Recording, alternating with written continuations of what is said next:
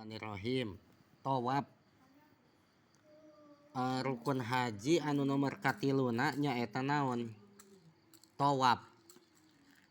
Sabab rukun haji teh aya genep. Hiji ihram, 2 wukuf, 3 tawaf, 4 sa'i, 5 halku atawa taksir, 6 tartib. Ihram entos dijelaskeun, wukuf di Arafah sudah dijelaskeun.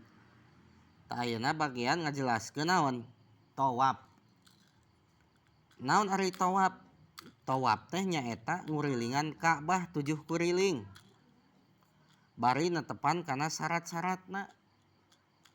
Henteu sagawayah naon ngurilingan Ka'bah, tapi aya naonana? Aya syarat-syaratna. Mana cenah ogenan syarat tawaf teh? Hiji, syarat tawaf teh kudu suci tina hadas jeung najis. Berarti tawaf teh kudu boga wudu. Kudu boga wudu tuluy ulah boga adusaneun. Sabab kudu suci tina hadas. Boh hadas gede atawa hadas leutik. Akur jeung salat kudu suci tina hadas. Tuluy kudu suci tina najis dina badan, dina pakaian jeung dina naon? Tempat. Sami bae kos salat kudu suci tina naon? Najis. Nu kadua tawaf teh kudu nutupan aurat.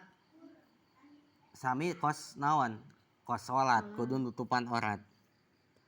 Nu katilu tawaf teh ngawitanana ti Hajar Aswad. Setarana ti mana? Ti Hajar Aswad ke aya di ditu. 4 Ka'bah kudu kencaeun jalma anu tawaf, arti ngurilingna ieu ku kenca tak ieu. Ieu depan gitu. Nah, terus ngenca. Arti. Terus sakabeh badan jalma anu tawaf kudu luareun sadarwan jeung hijir Ismail. Ulah jero kawan teh aya sadarwan aya hijir Ismail tah. Tawaf teh kudu luareun sadarwan jeung hijir Ismail kudu aya ke di ditu lah pokona mah. Nomor kagenep tawafna 7 kurilingan. Kalawan yakin 7 kuriling. Ngenca terus dikencaeun urang Ka'bah. Sakuriling, 2 kuriling, 3 kuriling nepi ka 7. 7 lempangna ulah boga maksud kajaba tawaf. Lempang ngurilingan Ka'bah teh ulah boga maksud lain kecuali maksud tawaf weh. Ulah lempang neneangan nu leungit niatna. Bari ngurilingan Ka'bah ulah niat neneangan nu geulit, neangan nu leungit ari keur naon mah tawaf mah kudu niat tawaf weh. Lempangna teh.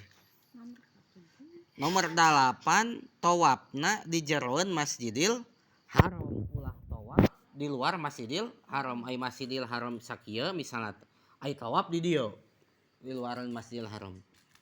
Tong kitu. Lain tawaf eta mah.